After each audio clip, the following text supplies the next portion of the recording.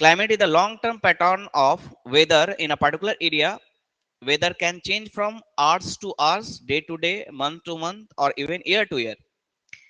A region's weather pattern usually tracked for at least 30 years ले रहा है, तो 30 ईयर ले लेंगे.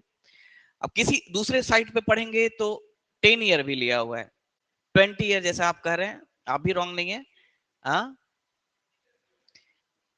ठीक है, इनकी भी गलत नहीं. कितना आप बोले?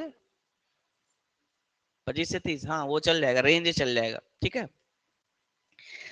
तो ये लिख लेंगे. ऐसे क्लाइमेट को हम लोग क्लाइमेटोलॉजी पढ़ेंगे तो वहां डिटेल में पढ़ेंगे, लेकिन यहाँ पे बिहार की क्लाइमेट की बात हो रही है. लेकिन क्लाइमेट समझेंगे तभी तो बिहार की क्लाइमेट है ना. तो सबसे पहले क्लाइमेट हमने समझा. क्लाइमेट क्या है? Climate is a long term weather pattern या weather condition in a particular area, है ना. और यहाँ पे पर्टिकुलर एरिया कहने का मतलब ये छोटा मोटा एरिया नहीं, बड़ा वास्ट एरिया है ना. Vast geographical area. Vast geographical area जैसे बिहार, कोई स्टेट ले रहे हैं, है ना, कोई कंट्री ले रहे हैं, कोई कॉन्टिनेंट ले रहे हैं, इसको कहते हैं क्लाइमेट. तो बिहार का क्लाइमेट कैसा है? आज लिखेंगे नहीं, आज लिखना नहीं है, आज सिर्फ समझना है. फिर लिखते समय क्या होगा, आसान हो जाए, लिखते जाएंगे अपना. बिहार का क्लाइमेट कैसा है? पहले बिहार की क्लाइमेट को समझने के लिए इंडिया का क्लाइमेट को समझे. इंडिया का क्लाइमेट कैसा है?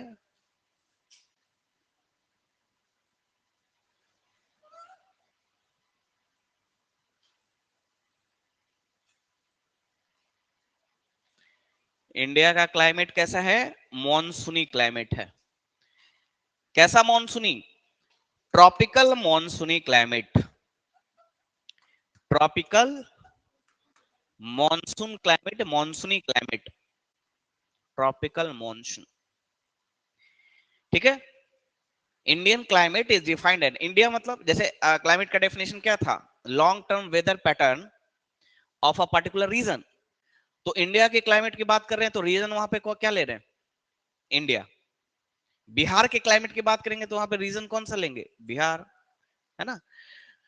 तो इंडिया का क्लाइमेट कैसा है? Tropical monsoon. ट्रॉपिकल मींस मैंने बताया था फर्स्ट क्लास में, चलिए मैं फिर से रिपीट करता हूं, या फिर मैं आपसे ही पूछता हूं अगर याद है. आपकी मेमोरी पावर चेक करना, क्योंकि मैंने लिखाया था कुछ नहीं, लेकिन मैंने समझाया था उस क्लास में, फर्स्ट क्लास में. एक एक करके फर्स्ट, बहुत शालीन तरीके से, है ना. आप लोग एडमिनिस्ट्रेटर हैं, एडमिनिस्ट्रेटर समझ रहे हैं.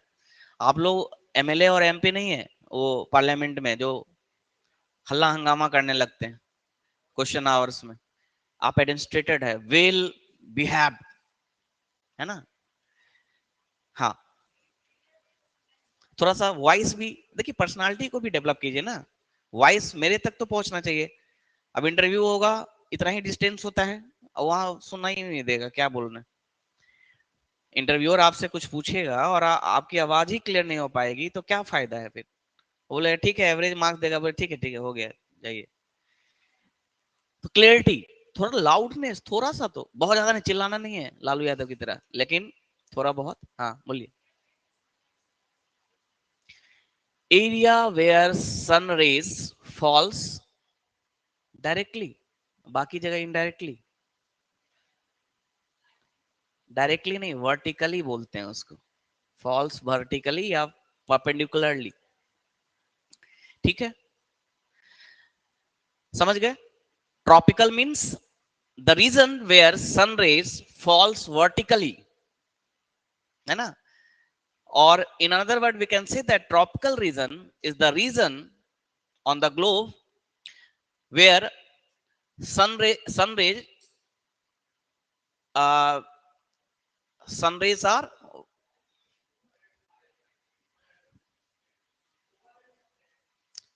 overhead, overhead. हाँ, ओवरहेड भी कह सकते हैं उसको, वर्टिकल बोल सकते हैं. Sunrise are vertical, perpendicular, overhead, ये तीनों वर्ड यूज कर सकते हैं, है ना. तो यहां पे मैं थोड़ा सा ये डिस्कस करूंगा क्यों इसी रीजन में क्यों सनराइज वर्टिकल पड़ता है, क्यों वर्टिकल होता है. वर्टिकल का मतलब समझ रहे हैं? आफ्टरनून में ऐसा बोला जाता है ना, आफ्टरनून में 12 बजे के आसपास क्या बोलते हैं, नहीं निकलना चाहिए। क्यों? खासकर गर्मियों में, जून के मंथ में, क्योंकि सनराइज क्या होता है, पूरी तरह से वर्टिकल होता है, ओवरहेड होता है। ओवरहेड मींस हेड के जस्ट ऊपर, यानी सूर्य की किरणें कैसी पड़ रही हैं, सीधी स्ट्रेट पड़ रही हैं, वर्टिकल पड़ रही हैं। उसे क्या होगा, हाँ वो तो और भी कुछ हो सकता है ना, डिहाइड्रेशन अधिक होगा। देखिए सन, आप नीचे ऐसे हैं, आप ही हैं, यहाँ पे सन रेज है ना आपके सर के ऊपर ओवरहेड, और यहां से सूर्य की किरणें कैसी आ रही हैं यहाँ पर, स्ट्रेट। स्ट्रेट आने से क्या होगा, वर्टिकल या स्ट्रेट बोले ओवरहेड बोले, इससे क्या होगा, हाँ रेज जितनी स्ट्रेट होगी, जितना वर्टिकल होगा, कम एरिया कवर करेगा, है ना, कम एरिया कवर करेगा। कम एरिया में उस सन रेज में जितनी भी हीट एनर्जी होगी, उसी एरिया में वो ट्रांसफर करेगा, छोटे से एरिया में, तो अधिक हीट एनर्जी ट्रांसफर होगा कि नहीं, आपके ऊपर अधिक हीट एनर्जी ट्रांसफर होगा। लेकिन अगर आप यहां पर हैं और सन यहां पर है और रेज वर्टिकल नहीं है, स्लैंट है, तो ये रेज, स्लैंट रेज अधिक एरिया को कवर कर रहा है, जो जैसे जैसे वर्टिकल है तो कम इसी पॉइंट पे कंसंट्रेट हुआ, अपने सारी हीट एनर्जी को इसी पॉइंट पे कंसंट्रेट किया, इसी पॉइंट पे ट्रांसफर किया, तो ज्यादा हीट ट्रांसफर हुआ, पर यूनिट हीट जो है वो अधिक ट्रांसफर हुआ। लेकिन अगर सन रेज ऐसे वर्टिकल होगा, तो वर्टिकल होने के कारण ये क्या करता है, अधिक एरिया को कवर करता है। वर्टिकल होने से क्या होता है, इसका जब कंपोनेंट आप निकालेंगे, इस रेज का जब कंपोनेंट निकालेंगे तो दो कंपोनेंट होगा,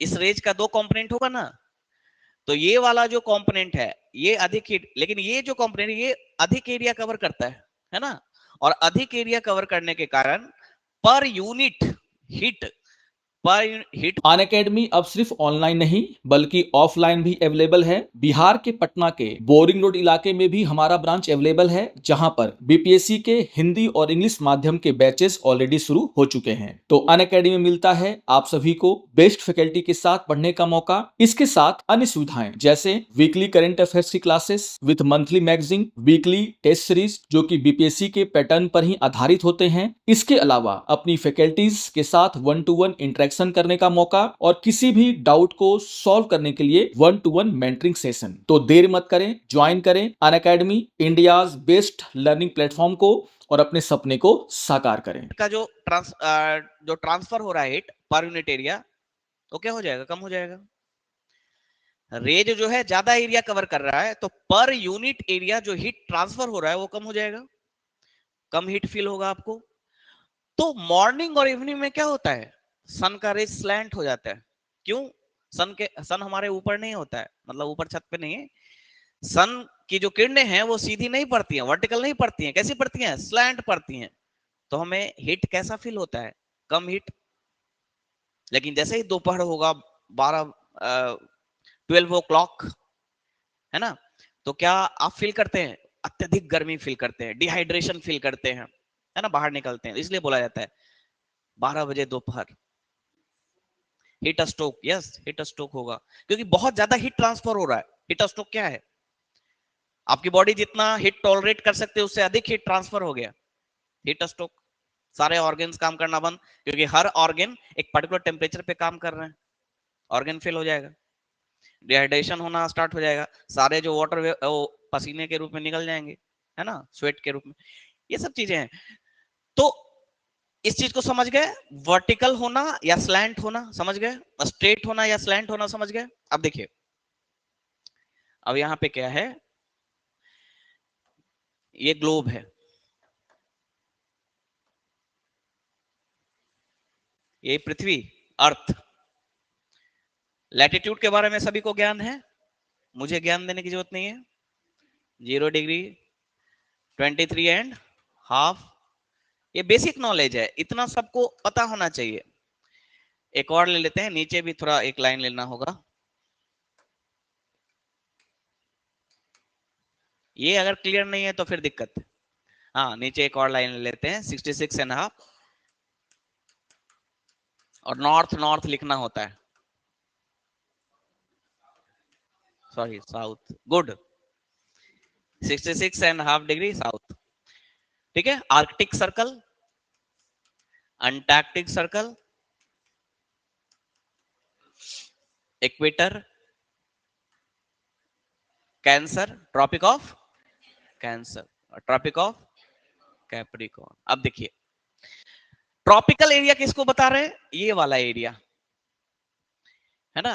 ट्रॉपिकल एरिया कौन सा एरिया है, ये वाला एरिया ट्रॉपिक ऑफ कैंसर से लेकर ट्रॉपिक ऑफ कैप्रिकॉर्न के बीच में, यानी नॉर्दर्न हेमिस्फीयर में Tropic of Cancer 23.5 degree, southern hemisphere में ट्रॉपिक ऑफ कैप्रिकॉर्न 23.5 डिग्री। इसके बीच वाला जो रीजन है, एरिया है, उसी को ट्रॉपिकल एरिया कह रहे हैं। क्यों कह रहे हैं, अभी आपने खुद बताया, क्योंकि इस एरिया में, इस रीजन में सन का रेज वर्टिकल होता है।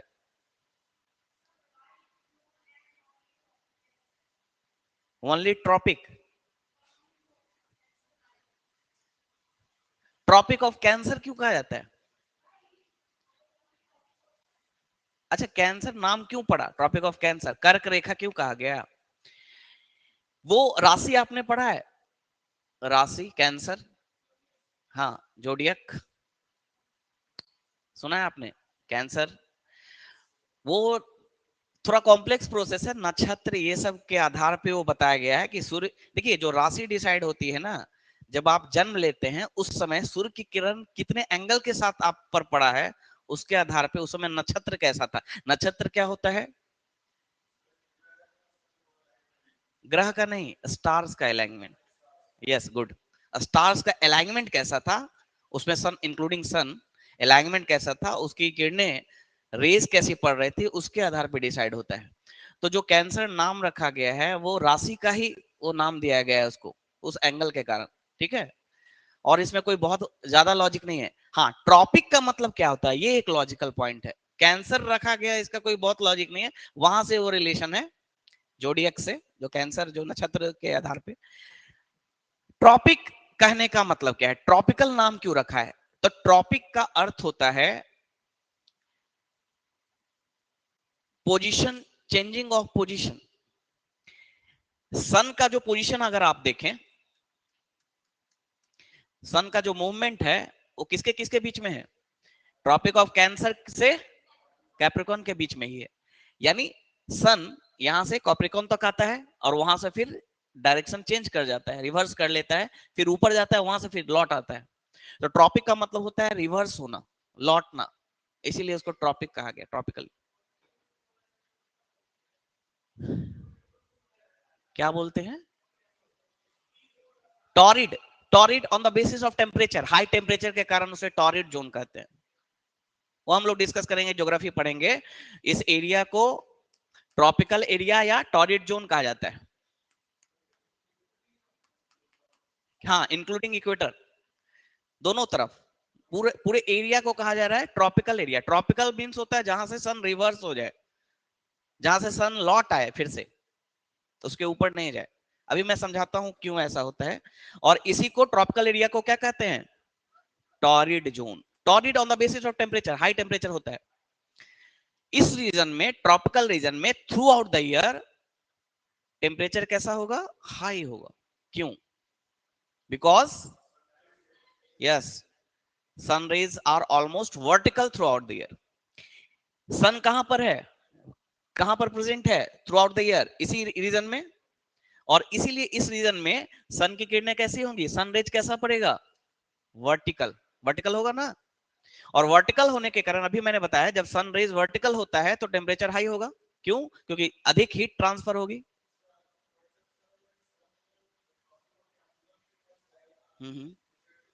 थोड़ा बहुत, हाँ, यस यस, गुड। सन अगर नीचे यहां पर होगा तो इस एरिया में थोड़ा स्लैंट होगा, ये कहना है इनका। लेकिन ओवरऑल मैं बोल रहा हूं, ओवरऑल इसी रीजन में रहता है ना सन। तो आप जहां रहेंगे, जिस रीजन में, कभी यहां जाएंगे कभी वहां जाएंगे, तो आपका इन्फ्लुएंस उस रीजन में ज्यादा रहेगा ना। कभी उस कोना में चले गए तो ठीक है, इस कोना में कम इन्फ्लुएंस होगा, इस कॉर्नर पे। ओवरऑल इन्फ्लुएंस की बात हो रही है, ओवरऑल इफेक्ट की बात हो रही है। ओवरऑल सन का रेज वर्टिकल किस रीजन में होगा, ओवरऑल। थोड़ा बहुत चेंज हो रहा है, थोड़ा बहुत चेंज हो रहा है, इस कोना में है तो इस कोना में, वो तो होता ही है। इधर जब हम साउदर्न हेमिस्फीयर में सन होता है तो नॉर्दर्न हेमिस्फीयर में विंटर होती है, सन का रेज स्लैंट हो गया। लेकिन overall throughout the year sun का रेज किधर हो रहा है, वर्टिकल, इसी रीजन में है ना। ओवरऑल रिलेटिव पोजीशन चेंज हो रहा है, but overall sun rays vertical किस रीजन में है, इसी ट्रॉपिकल रीजन में। That's why in tropical region throughout the year temperature will be high, temperature high होगा। और इसी वजह से because of that region this tropical region is also known as torrid zone. Clear?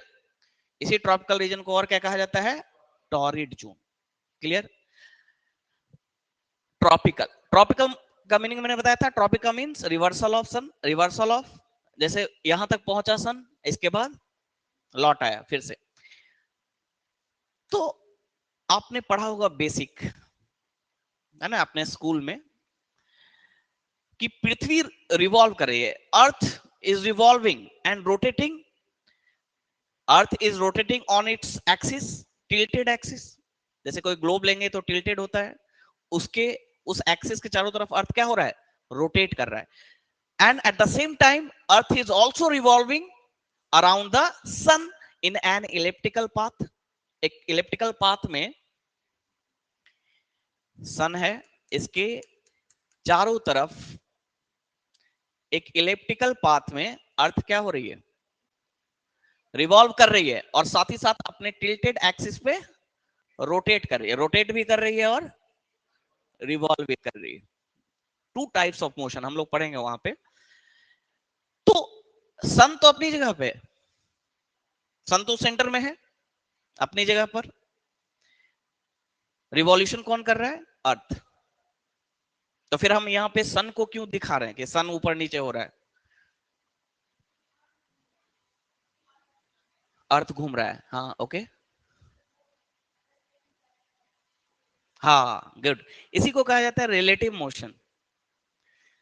For example आप car से travel कर रहे हैं, बाहर आपने किसी पिलर को देखा, पिलर मूव करता हुआ दिखाई देगा नहीं, बहुत तेजी से एक पिलर है, इसके पास से पास करेंगे, या बहुत सारे पिलर्स हैं, बहुत सारे पिलर हैं, खंबे हैं, 1 2 3 4 5 पिलर्स, नंबरिंग किया हुआ है। और जैसे ही ट्रेन मूव करेगी, मूव कौन कर रहा है, ट्रेन या कार, और आप उस कार में बैठे हुए हैं, आपको क्या खिड़की से देखने पर क्या लगता है, लगता है कि वो जो पोल्स हैं वो मूव कर रहे हैं बैक साइड में, नहीं, पहले 1 नंबर का पोल दिखेगा, फिर 2 नंबर का, फिर 3 नंबर का पोल दिखेगा, और फिर दिखेगा तो ऐसा लगेगा वो पीछे छूट गया, पीछे चला गया। इसी को कहा जाता है रिलेटिव मोशन। जब हम कार में ट्रेवल करते हैं, किसी मूविंग बॉडी में जब हम ट्रेवल करते हैं, यानी फ्रेम ऑफ रेफरेंस क्या है, मूविंग, मूविंग बॉडी, वहां से जब किसी चीज को ऑब्जर्व करते हैं, तो जो स्टैटिक, जो जो कांस्टेंट है, जो रुका हुआ है, वो वाली चीजें हमें क्या दिखेंगी, मूव करती हुई दिखेंगी। होता है ना ऐसा, मूविंग कार से जब बाहर आप देखते हैं तो क्या फील होता है, कोई व्यक्ति खड़ा भी है, स्टैंडिंग पोजीशन में है, वो भी लगेगा मूव कर रहा है अपोजिट डायरेक्शन में, ऐसा होता है ना। This is called relative motion. समझ गए, रिलेटिव मोशन है ना। वो ट्री या पिलर मूव नहीं कर रहा है, आप मूव कर रहे हैं, लेकिन आपके रिफरेंस में, खुद के रिफरेंस में देख रहे हैं तो वो पिलर मूव कर रहा है, यानी फ्रेम ऑफ रेफरेंस हमने चेंज कर दिया। जब हम कार से बाहर निकलेंगे और हम स्टैंडिंग होंगे तो हमें कार मूव करता हुआ दिखाई देगा, लेकिन मैं ही कार में चला जाऊं और कार से देखना स्टार्ट करूं, फ्रेम ऑफ रेफरेंस चेंज हो गया। अब फ्रेम ऑफ रेफरेंस कैसा हो गया, मूव, मूविंग करता हुआ। उससे अगर किसी स्टैंडिंग वस्तु को भी देखेंगे तो स्टैंडिंग वस्तु कैसा दिखाई देगा, मूव करता हुआ। फॉर एग्जाम्पल, क्लियर, सभी को क्लियर है, ये बेसिक कॉन्सेप्ट है। इसी पे पता नहीं आइंस्टीन ने कितने बड़े बड़े थ्योरी दे दिए, थ्योरी ऑफ रिलेटिविटी। तो यही यहां पर है, मूव कौन कर रहा है, अर्थ। सन तो अपने पोजीशन पे, वैसे सन भी मूव करता है लेकिन किसी और रेफरेंस पॉइंट के हिसाब से मूव करता है। वो मिल्की वे गैलेक्सी के सेंटर के चारों तरफ रिवॉल्व करता है। हम लोग पढ़ेंगे यूनिवर्स में कोई भी ऐसा ऑब्जेक्ट नहीं है, कोई भी ऐसा सेलेस्टियल बॉडी नहीं है जो, है ना, जो स्टैंडिंग है। Every celestial body of universe is revolving around some point, किसी ना किसी पॉइंट के चारों तरफ वो रिवॉल्व कर रहा है। सन किसके चारों तरफ रिवॉल्व कर रहा है, मिल्की वे गैलेक्सी, ये सन इज अ स्टार। स्टार्स कहाँ पे, स्टार के कलेक्शन को क्या कहते हैं, गैलेक्सी। और गैलेक्सी का जो भी सेंटर पॉइंट होगा उसके चारों तरफ सारे स्टार्स मूव कर रहे हैं, सन भी, उसकी अपनी दुनिया है। सन के चारों तरफ जितने प्लैनेट्स हैं वो मूव कर रहे हैं, रिवॉल्व कर रहे हैं। तो सन अपने हिसाब से अपना चल रहा है, कोई उससे कोई मतलब नहीं है। लेकिन अर्थ सन के चारों तरफ रिवॉल्व कर रहा है, तो अर्थ सन के चारों तरफ रिवॉल्व कर रहा है। लेकिन जब हम अर्थ से सन को देखेंगे तो क्या दिखेगा, वही कार वाली स्थिति है। अर्थ से सन को देखेंगे तो क्या दिखेगा, रिलेटिव मोशन, कि सन ही मूव कर रहा है अर्थ के रिस्पेक्ट में, नहीं। जैसे अभी एग्जांपल दिया मैंने ना, कार और ट्री, ट्री स्टैंडिंग है, कार से अगर हम ट्री को देखते हैं तो क्या दिखता है, ट्री मूव करता हुआ। उसी तरह यहाँ पे अगर हम अर्थ ले लें जो कि मूव कर रहा है, और ये सन ले लें जो कि अपने जगह पे है, अर्थ के रिलेटिव तो अपनी जगह पे है, लेकिन अर्थ से हम जब सन को देखेंगे तो क्या दिखेगा, सन ही मूव कर रहा है, अर्थ तो कांस्टेंट है। अर्थ क्या दिखेगा, स्टिल दिखेगा ना, अपनी जगह पे दिखेगा, लेकिन अर्थ मूव कर रहा है। और इसीलिए सन को जब हम अर्थ से देखेंगे तो लगेगा सन ही मूव कर रहा है, रिलेटिव मोशन या एपरेंट मोशन इसको कहा जाता है। तो सन का जब एपरेंट मोशन देखते हैं अर्थ के रिस्पेक्ट में, तो सन कैसा दिखाई देता है थ्रू आउट द ईयर। एक साल ऑब्जर्व करेंगे अगर सन को, तो सन कैसा दिखाई देगा, एक साल, 1 ईयर अगर आपने ऑब्जर्व किया सन को अर्थ से, तो दिखेगा कि सन मूव कर रहा है। किसके बीच में, ट्रॉपिक ऑफ कैंसर और ट्रॉपिक ऑफ कैप्रिकन के बीच में। एक्चुअली सन मूव नहीं कर रहा है, अर्थ रिवॉल्व कर रही है सन के चारों तरफ, उसके कारण ऐसा दिखा रहा है कि अर्थ से देखने पर कि सन मूव कर रहा है ट्रॉपिक ऑफ कैंसर और ट्रॉपिक ऑफ कैप्रिकन के बीच में, उससे ऊपर नहीं जा पा रहा है, नहीं जा रहा, वो रिलेटिव मोशन है। क्यों नहीं जा पा रहा है, उसका कारण है रिलेटिव मोशन। तो थ्रू आउट द ईयर इस एरिया में क्या होगा, सन की रेज क्या होगी, वर्टिकल होगी, स्ट्रेट होगी। That's why this region experience high temperature throughout the year. ये जो ट्रॉपिकल एरिया है, ट्रॉपिक ऑफ कैंसर और ट्रॉपिक ऑफ कैप्रिकन के बीच वाला जो एरिया है, उसके बीच सन की किरणें कैसी हैं, सनरेज कैसा है, straight vertical. And that's why this region which is called tropical region experience high temperature throughout the year. और इसीलिए इसे टॉरिड जोन भी कहा जाता है। क्लियर यहां तक। इसके बाद जो एरिया है, वैसे हमें मतलब नहीं है इसे, लेकिन ठीक है, यहाँ पे थोड़ा सा समझ लेते हैं। 23.5 डिग्री नॉर्थ से लेकर 66.5 डिग्री नॉर्थ, और नीचे में 23.5 डिग्री साउथ से लेकर 66.5 डिग्री साउथ के बीच वाला जो एरिया है, इसको कहा जाता है टेम्परेट रीजन। गुड, इसको क्या कहा जाता है, टेम्परेट रीजन, है ना। ये वाला जो एरिया है इसको क्या कहेंगे, टेम्परेट। ये रीजन तो बता दिया मैंने, क्या कहेंगे इसको, ट्रॉपिकल।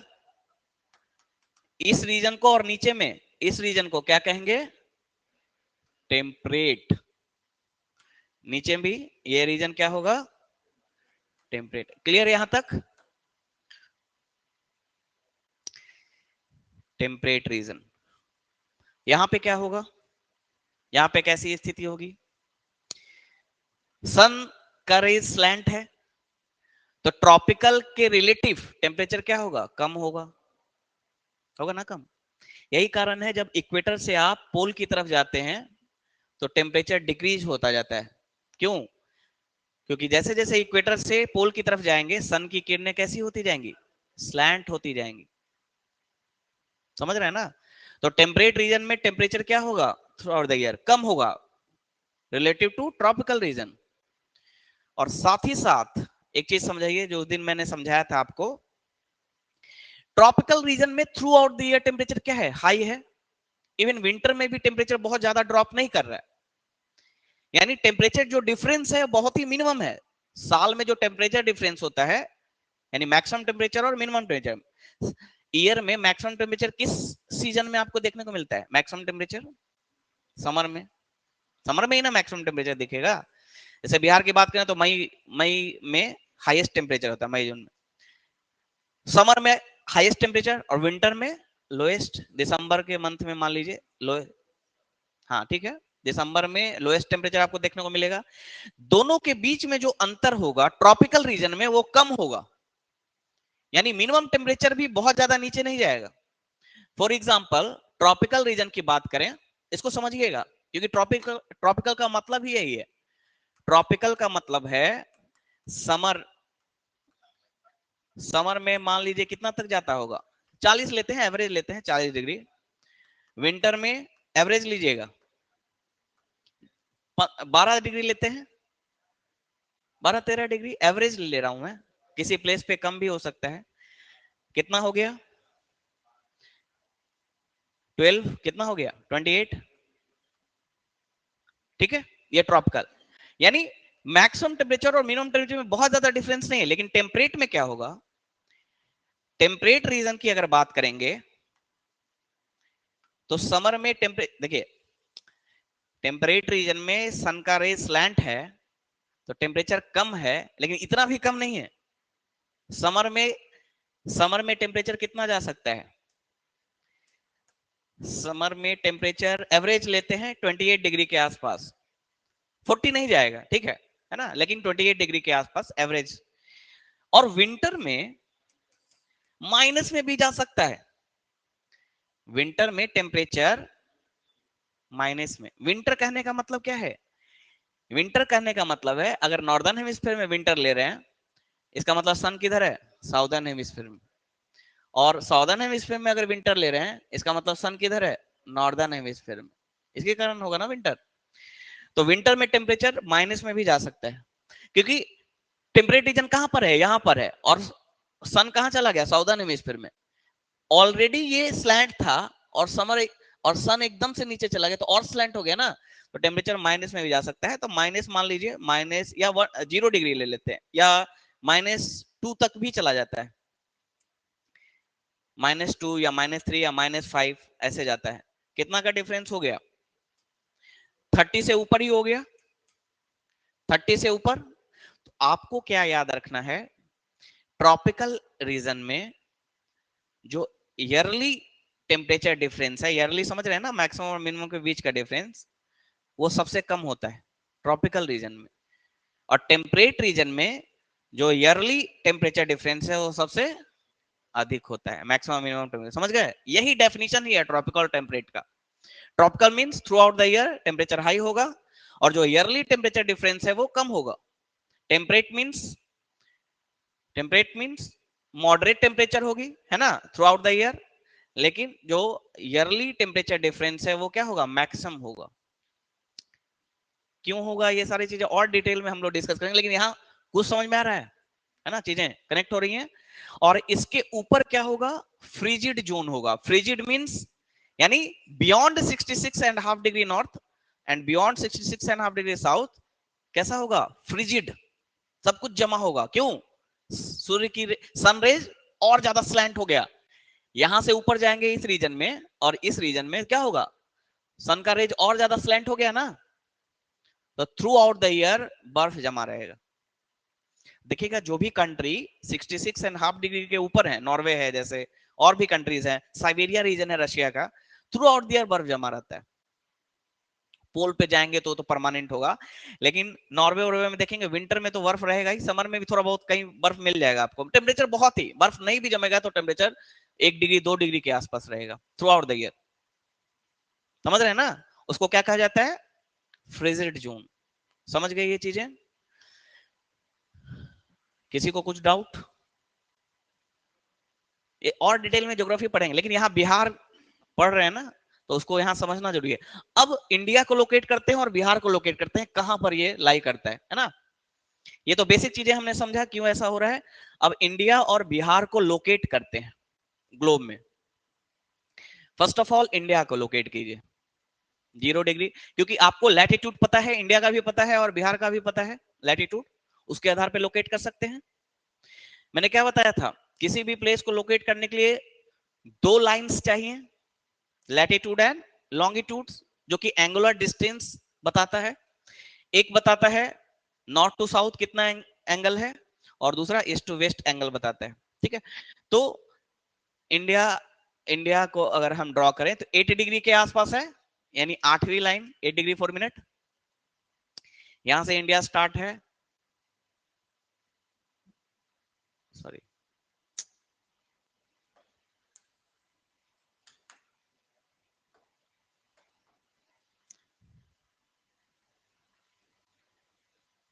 8 डिग्री 4 मिनट से कहां है,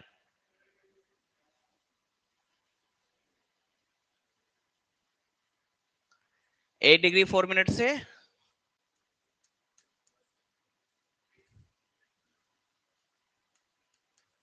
ये इंडिया है ना। ट्रॉपिक ऑफ कैंसर कहां से पास हो रहा है,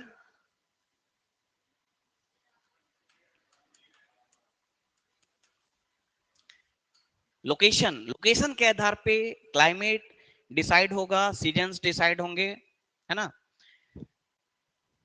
तो इंडिया की बात करें तो इंडिया में कैसा होना चाहिए था, किस रीजन में पड़ता है इंडिया, इंडिया लाइज इन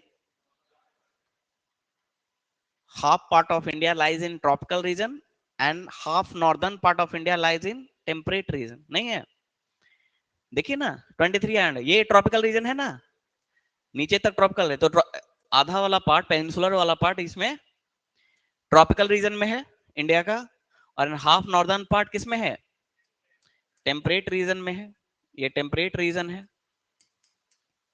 और ये ट्रॉपिकल रीजन है कि नहीं।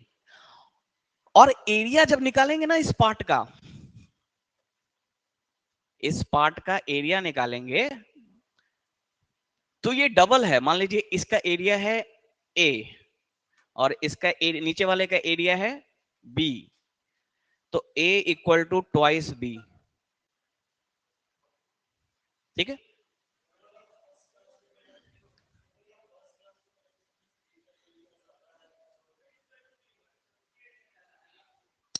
नीचे वाला बी है ना, तो ट्वाइस बी के बराबर है ए, ठीक तो है, इसमें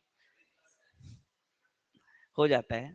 आर्ट्स पढ़ते पढ़ते मैथमेटिक्स भूल जाते हैं हम लोग कभी कभी कंफ्यूजिंग है ना, मेरा इंजीनियरिंग बैकग्राउंड है तो मैं कभी भूलता नहीं, है ना। तो ऊपर वाला जो एरिया है वो नीचे वाले एरिया का क्या है, जस्ट डबल है, and in spite of that fact India is considered as tropical region, India is considered as lies in tropical region, Indian climate is considered as tropical climate, होना तो चाहिए था टेम्परेट क्लाइमेट, टेम्परेट क्लाइमेट होना चाहिए था India को, क्योंकि maximum area किसमें है, टेम्परेट रीजन में, लेकिन इंडियन क्लाइमेट को ट्रॉपिकल क्लाइमेट कहा जाता है, वाई, क्योंकि मैंने बताया ना अभी पीछे इंडियन क्लाइमेट कैसा है,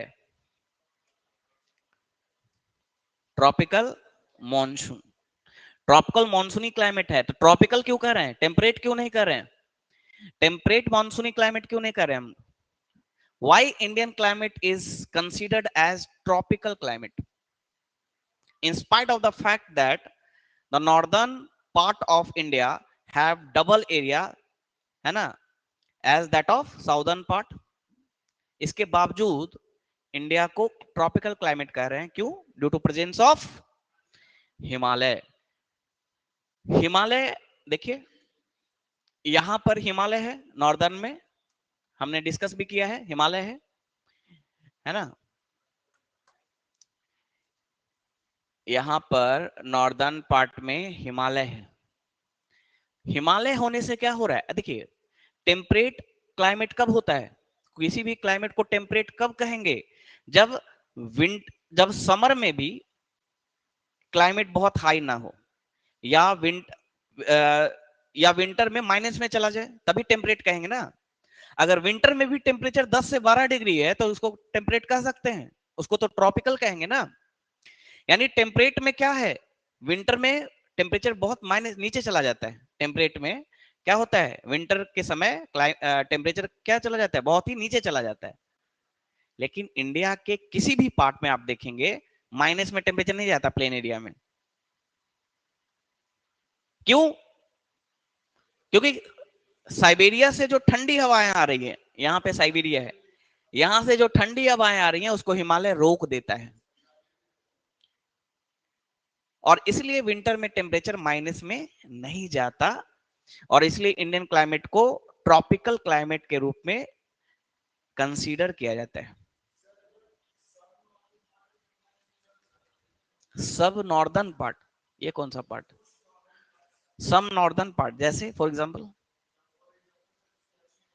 अरे सियाचिन ऊंचाई देखिए, मैं प्लेन एरिया की बात कर रहा हूं।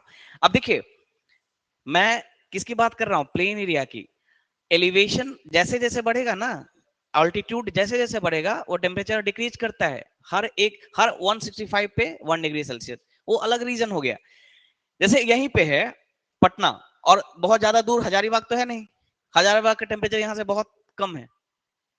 यहाँ से लैटिट्यूड के हिसाब से देखेंगे तो बहुत ज्यादा डिफरेंस नहीं है। इसके बावजूद जो हिली रीजन होता है वहां पे टेम्परेचर लो होता है, क्योंकि ऊंचा पे होगा ना वो, ये कारण है। लेकिन अगर सिर्फ हम लैटिट्यूड की बात करें, ऑल्टीट्यूड की बात ना करें, तो थ्रू आउट कहीं भी माइनस में नहीं जाता टेम्परेचर हमारे, समझ गए? अगर जाता है तो वो माउंटेन के कारण। अब हिमालय पे चले जाएंगे तपस्या करने तो वहां तो माइनस रहेगा, या कैलाश पे चले जाएंगे तो बर्फ तो जमा रहेगा। यहां तक समझ गए? why Indian climate is considered as tropical climate? Due to presence of Himalaya. Himalaya acts as a barrier for the chilly Siberian winds, है ना, चिल्ड साइबेरियन विंड्स, ठंडी साइबेरिया से आने वाली हवाओं को रोकता है। इसीलिए विंटर में भी टेम्परेचर बहुत ज्यादा नीचे नहीं गिरता।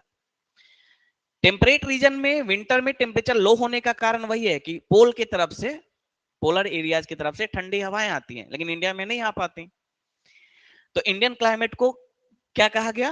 ट्रॉपिकल, समझ गए? अब बिहार ट्रॉपिकल क्यों है? इंडिया का क्लाइमेट समझ गए, मॉनसूनी क्यों है उसको भी समझना है। ऑलमोस्ट हो गया क्या? ठीक है, हो गया तो ठीक है, अभी है 15 मिनट्स है, 15 मिनट्स है। ओके नेक्स्ट, मॉनसून क्लाइमेट क्यों? मॉनसून क्यों? What do mean by monsoon? Reversal of wind. Monsoon Arabic word से बना है मॉनसून, उसका मतलब होता है रिवर्सल ऑफ विंड। अरेबिक ही क्यों? अरब के लोगों ने क्यों वर्ड का इस्तेमाल किया? हिस्ट्री पढ़ा है आपने? अरब ट्रेडर्स हुआ करते थे। इंडिया का लोकेशन देखिए, अरब अरब कहां पर है? ये वाला रीजन अरब वर्ल्ड है। यहां से ट्रेड करने आते थे इंडिया में, है ना, इंडिया में ट्रेड करने आते थे, या कहीं भी जाते थे ट्रेड करने। तो वो क्या करते थे, देखिए पहले समझिए, प्रेशर बेल्ट समझिए। प्रेशर बेल्ट मैंने बताया था, ये लो प्रेशर बेल्ट है। इक्वेटर के पास कैसा प्रेशर बेल्ट है? 5 डिग्री साउथ से लेकर 5 डिग्री नॉर्थ के बीच में जो बेल्ट है, यानी अर्थ के चारों तरफ कैसा प्रेशर फील होता है? Low pressure means atmospheric pressure. आप एटमॉस्फेरिक प्रेशर क्यों फील करते हैं? जो आपके ऊपर विंड है, एयर मासेस है, वही प्रेशर डाल रहा है ना। एयर मासेस का कुछ वेट होगा ना, वेट भारी होगा ना एयर मासेस, और ग्रेविटी के कारण एयर मासेस हम पे प्रेशर डालता है। Pressure equal to force per unit area. Air masses force लगा रहा होगा, per unit area pressure, pressure feel कर रहे हैं हम लोग। किसके कारण? जो एयर मासेस ऊपर हैं उसके कारण। अगर वो एयर मास ना हो तो लो प्रेशर फील करेंगे। या सरफेस पे कैसा प्रेशर होगा? अर्थ के सरफेस पे कैसा प्रेशर होगा? अगर एयर मास चले जाए कहीं ऊपर चले जाए, कैसा प्रेशर फील करेगा सरफेस पे? Low pressure. तो जहां भी अर्थ पर एयर मासेस ऊंचाई पे हैं, काफी ऊंचे हैं एयर मासेस, वहां पे कैसा प्रेशर बनेगा? Low pressure. समझ रहे हैं ना? लो प्रेशर बनेगा। अब इक्वेटर के पास एयर मासेस ऊंचा क्यों चले गए? हीट ज्यादा है, गुड। इक्वेटर के pass through out the year air के रेस कैसे हैं? Straight vertical. वर्टिकल के कारण एयर गर्म होकर, कोई भी चीज, किसी भी चीज को आप गर्म करते हैं, लिक्विड या गैस को, तो वो हल्का होता है, हल्का होके ऊपर जाएगा। तो एयर मासेस भी गर्म होकर हल्के होकर कहां चले गए? ऊपर। तो वहां सरफेस पे कैसा प्रेशर बनेगा? Low pressure. यही है कारण कि इक्वेटर के आसपास वाला जो एरिया है 5 डिग्री साउथ से लेकर 5 डिग्री नॉर्थ के बीच वाला जो एरिया है कैसा है, लो प्रेशर। अभी इसको डिटेल में ज्योग्राफी में पढ़ेंगे, लेकिन यहाँ पे समझना है इक्वेटोरियल लो प्रेशर बेल्ट है। इसके बाद 30 से 35 पे आ जाइए, हमें दो चीज चाहिए, 30 से 35 इधर भी और दूसरी तरफ भी। 30 से 35, 30 से 35 साउथ, सॉरी 30 इधर होगा 35 इधर होगा, और इधर 30 से 35 नॉर्थ। यहां पे जो बेल्ट, ये यहाँ पे हाई प्रेशर है। क्यों हाई प्रेशर वो अभी नहीं बता पाएंगे, आपको पूरा मैकेनिज्म समझाएंगे तब समझ में आएगा कि वहां पे हाई, बस इतना समझ में आ रहा है ना कि हाई प्रेशर क्यों होगा, एयर मासेस बहुत नीचे होंगे। एयर मासेस जब नीचे आ जाए तो प्रेशर अधिक बन जाएगा कि नहीं सरफेस पे। तो यहाँ पे एयर मासेस क्या होंगे, दोनों जगह पे नीचे होंगे। एयर मासेस नीचे कब आएंगे, भारी होकर। भारी कब होंगे, जब ठंडे होंगे। सिंपल सा लॉजिक है, और भी कारण है लेकिन अभी सिंपल में समझना है। तो इन दोनों जगह पे 30 से 35 दोनों तरफ क्या है, हाई प्रेशर है, और इक्वेटर के पास कैसा है, लो प्रेशर है। सरफेस की बात हो रही है, सरफेस। अब सरफेस पे जो एयर का फ्लो होता है उसको विंड कहते हैं। हॉरिजॉन्टल जो ब्लो होता है सरफेस पे एयर का, उसको क्या कहा जाता है, wind. Horizontal blow of air masses, horizontal blow of air masses in horizontal direction is called wind. और विंड कैसे फ्लो होती है, ब्लो होती है, हाई प्रेशर से लो प्रेशर। क्लियर। अनअकैडमी अब सिर्फ ऑनलाइन नहीं बल्कि ऑफलाइन भी अवेलेबल है। बिहार के पटना के बोरिंग रोड इलाके में भी हमारा ब्रांच अवेलेबल है, जहां पर बीपीएससी के हिंदी और इंग्लिश माध्यम के बैचेस ऑलरेडी शुरू हो चुके हैं। तो अनअकैडमी में मिलता है आप सभी को बेस्ट फैकल्टी के साथ पढ़ने का मौका। इसके साथ अन्य सुविधाएं जैसे वीकली करंट अफेयर्स की classes with monthly magazine, weekly test series जो कि बीपीएससी के पैटर्न पर ही आधारित होते हैं। इसके अलावा अपनी फैकल्टीज के साथ 1-to-1 इंटरेक्शन करने का मौका और किसी भी डाउट को सॉल्व करने के लिए 1-to-1 मेंटरिंग सेशन। तो देर मत करें, ज्वाइन करें Unacademy, India's best learning platform को, और अपने सपने को साकार करें। तो विंड कैसे ब्लो होगी, हाई से इधर भी और इधर। क्लियर यहां तक। अब समझिए, ये विंड ऐसे सीधा नहीं होता है, ये ऐसे डिफ्लेक्ट होकर बहता है। क्यों, नॉर्दर्न हेमिस्फीयर में राइट की तरफ और साउदर्न हेमिस्फीयर में लेफ्ट की तरफ। लेट इधर है, ऐसे कोरियोलिस फोर्स के कारण, अर्थ के घूमने के कारण ऐसा होता है। अर्थ घूम रही है ना, तो विंड ऐसे सीधा जाना चाहता है लेकिन ड्रिफ्ट हो जाता है। तो नॉर्दर्न हेमिस्फीयर में किधर, राइट की तरफ, और साउदर्न हेमिस्फीयर में लेफ्ट की तरफ। और ये दोनों कहां पे कन्वर्ज हो रहे हैं, इक्वेटर के पास दोनों कन्वर्ज हो रहे हैं। इन दोनों विंड्स को कहा जाता है ट्रेड विंड। इन दोनों विंड को क्या कहा जाता है, ट्रेड विंड। और दोनों ट्रेड विंड कहां पे कन्वर्ज हो रहे हैं, इक्वेटर के पास। इसीलिए इस रीजन को आईटीसीजेड भी कहा जाता है, inter tropical convergence. Inter tropical, tropic के बीच जो कन्वर्जेंस हो रहा है कहां पे हो रहा है, इक्वेटर के पास, इसलिए इनको क्या कहा जाता है, इंटर ट्रॉपिकल कन्वर्जेंस, आईटीसीजेड। समझ गए यहां तक। ये दोनों ट्रेड विंड्स हैं। ट्रेड विंड्स इसलिए क्योंकि इन्हीं विंड्स का यूज करके ट्रेडर्स जो आते थे, जैसे शिप जब चलना स्टार्ट होता था ना, इनको पता था कि ऐसे ब्लो हो रहा है शिप, तो यहां से स्टार्ट करते थे, इस विंड के सहारे ये पहुंच जाते थे। अरब अरब वाले जो हैं वो पहुंच जाते थे। समझ गए, यहां तक समझ गए, है ना। अभी है 10 मिनट, हो जाएगा। तो ट्रेड विंड्स इसको कहते हैं। दोनों ट्रेड विंड्स कहां कन्वर्ज होते हैं, इक्वेटर के पास। अब क्या होता है, जैसे ही समर आता है, समर, समर में, समर कहने का मतलब कहां पर समर, समर मतलब क्या, समर तो दोनों तरफ हो सकता है। नॉर्दर्न हेमिस्फीयर में भी समर हो सकता है, साउदर्न हेमिस्फीयर में। जब सन नॉर्दर्न हेमिस्फीयर में होगा तो नॉर्दर्न हेमिस्फीयर में समर होगी, और जब सन साउदर्न हेमिस्फीयर में होगा तो साउदर्न हेमिस्फीयर में समर। लेकिन मैं बोल रहा हूं समर जब आता है, समर मतलब हम अपने हिसाब से देखेंगे ना, इंडिया किस हेमिस्फीयर में है, नॉर्दर्न हेमिस्फीयर में, यानी नॉर्दर्न हेमिस्फीयर में समर हो रहा है। तो जब समर का सीजन आता है तो सन कहां चला जाता है, tropic of 23 and half degree के पास। यहां पे है इंडिया बीचों बीच में, है ना। सन कहां पहुंच जाता है समर में, नॉर्दर्न हेमिस्फीयर में समर है, मतलब सन अपने एक्सट्रीम पोजीशन पे है, ऊपर में। यहाँ पर है समर, ठीक है, सन कहाँ पर है, यहाँ पर। अब जो इफेक्ट इक्वेटर पे हो रहा था अब कहाँ फील होने लगेगा, ट्रॉपिक ऑफ कैंसर के पास फील होने लगेगा। नहीं, लो प्रेशर कहाँ बन जाएगा, यहाँ पर। यहाँ पे लो प्रेशर किसके कारण था, सन के कारण। सन यहाँ पे था तो लो प्रेशर, समर में सन कहाँ चला गया,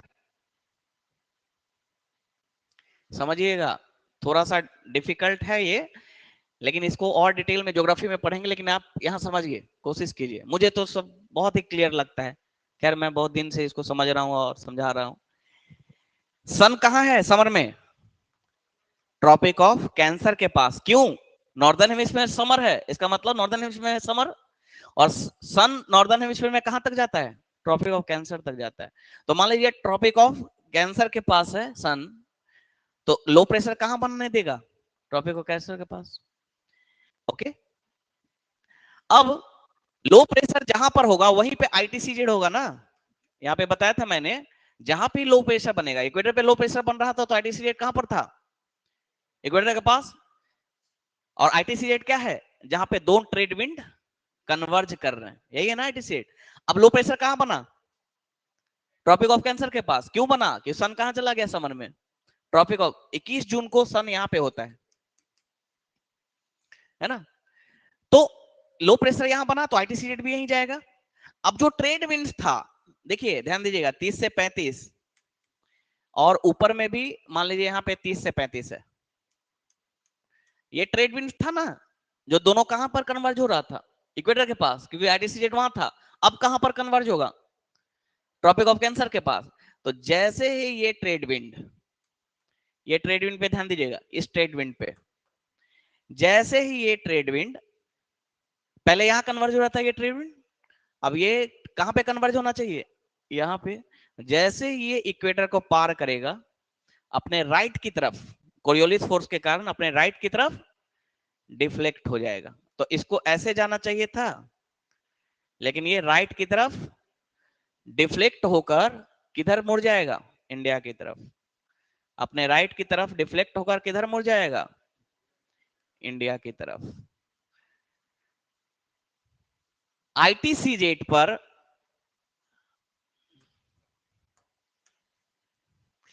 आईटीसीजेड पर कन्वर्ज होने के लिए ये नीचे वाला ट्रेड विंड कन्वर्ज होने, आईटीसीजेड शिफ्ट हो चुका है, वहां कन्वर्ज होने के लिए ये ट्रेड विंड जैसे ही इक्वेटर पार करेगा, इसका डायरेक्शन क्या हो गया, रिवर्स हो गया। ये डायरेक्शन क्या था, जिधर से विंड आती है वो डायरेक्शन लिया जाता है। विंड किधर से आता हुआ दिख रहा है, साउथ ईस्ट, है ना, विंड दिख रहा है साउथ ईस्ट। और रिवर्सल होने के बाद, रिवर्सल क्यों हुआ, इक्वेटर को जैसे ही पार किया राइट की तरफ डिफ्लेक्ट हुआ, कैसा बन गया, साउथ वेस्ट। तो साउथ ईस्ट से रिवर्स होके क्या हो गया, साउथ वेस्ट। और यही विंड चूंकि समुद्र से आ रहा है तो अपने साथ मॉइस्चर लाएगा और यहाँ इंडिया में बारिश, इसी को मानसून कहते हैं। Monsoon means reversal of wind. कौन सा विंड, किस विंड का रिवर्सल हुआ, साउथ ईस्ट विंड का रिवर्सल हुआ, साउथ ईस्ट ट्रेड विंड इसको कहते हैं, साउथ ईस्ट ट्रेड विंड का रिवर्सल हुआ और वो क्या बन गया, साउथ वेस्ट।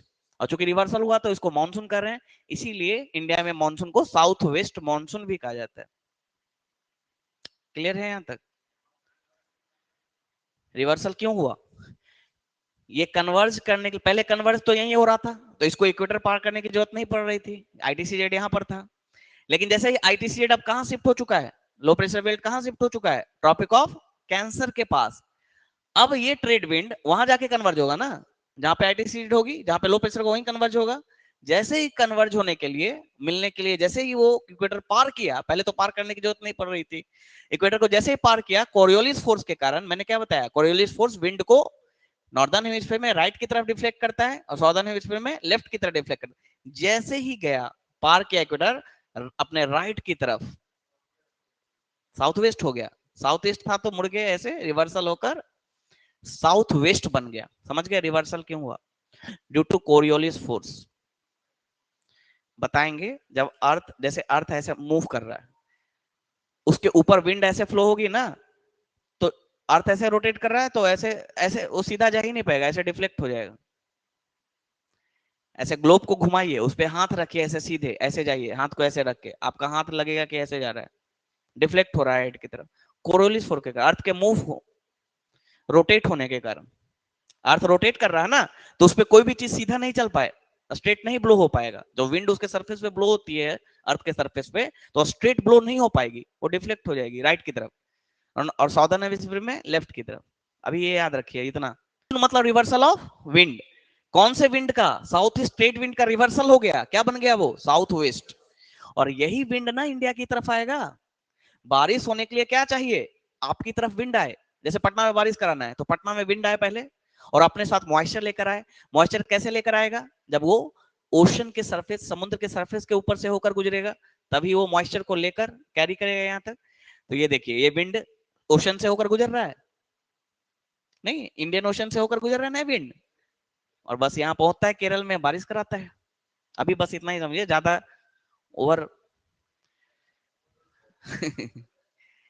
अभी इतना ही, इतना समझ गए ना, रिवर्सल समझ गए। That's why Indian climate is, Indian climate मानसूनी क्लाइमेट क्यों, ट्रॉपिकल समझ गए क्यों, मानसूनी क्यों? क्योंकि पार्टिकुलर किसी मंथ में रिवर्सल ऑफ विंड होता है। जून से लेकर सितंबर के बीच में रिवर्सल होता है विंड का, और उसके कारण बारिश होती है, हो रही है अभी बारिश, जून जुलाई अगस्त सितंबर तक बारिश होगी। इसी को साउथ वेस्ट मानसून कहा जाता है, सीजन। तो इंडियन क्लाइमेट को ओवरऑल क्या कहा जाता है? ट्रॉपिकल मानसूनी क्लाइमेट, क्योंकि किसी पर्टिकुलर मंथ में इंडिया में क्या होता है? रिवर्सल ऑफ विंड होता है, और उसके कारण बारिश होती है। यहां तक समझ गया ना? क्लियर? बस, हाँ चलिए।